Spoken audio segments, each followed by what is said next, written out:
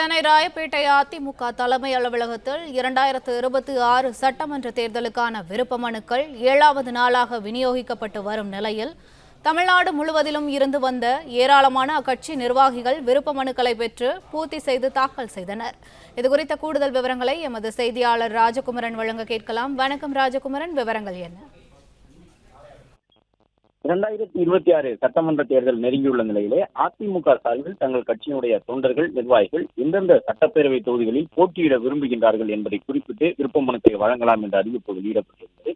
தொடர்ந்து 7வது நாளாக இன்றும் அதிமுக தலைமை அலுவலகமான ராயப்பேட்டை எம்ஜிஆர் மாளிகையில் இந்த விருப்ப மனுக்கள் வழங்கப்பட்டிருக்கிறது. அதிமுகவை சார்ந்த நிர்வாகிகள், தொண்டர்கள் என்று பலரும் வருகிறது ஆர்வத்தோடு விருப்ப மனுக்களை பூர்த்தி செய்து தலைமைக்கு வழங்கி வருகின்றார்கள். தாங்கள் வசிக்கக்கூடிய சட்டப்பேரவை தொகுதி மட்டுமல்லாமல் பல்வேறு தொகுதிகளை குறிப்பிட்டு, குறிப்பாக அதிமுக பொதுச் செயலாளர் எடப்பாடி பழனிசாமி தங்களுடைய தொகுதியில் போட்டியிட வேண்டும் என்பதாகவும் ஏராளமானவர்கள் விருப்ப மனுக்களை வழங்கியிருக்கின்றார்கள்.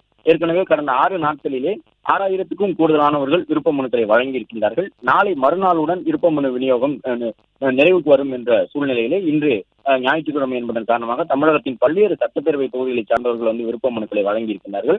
அதிலும் குறிப்பாக ஒரு சில நபர்கள் வரும் பொழுது தங்களுடைய ஆதரவாளர்களுடன் ஆட்டம் பாட்டம் என்று மேளதாளம் இசைக்க கலைஞர்களின் புலியாட்டம் உள்ளிட்ட நடனக்கலை கலைஞர்களோடு வந்து தங்களுடைய விருப்ப மனுக்களை வழங்கி சென்று வருகின்றனர்.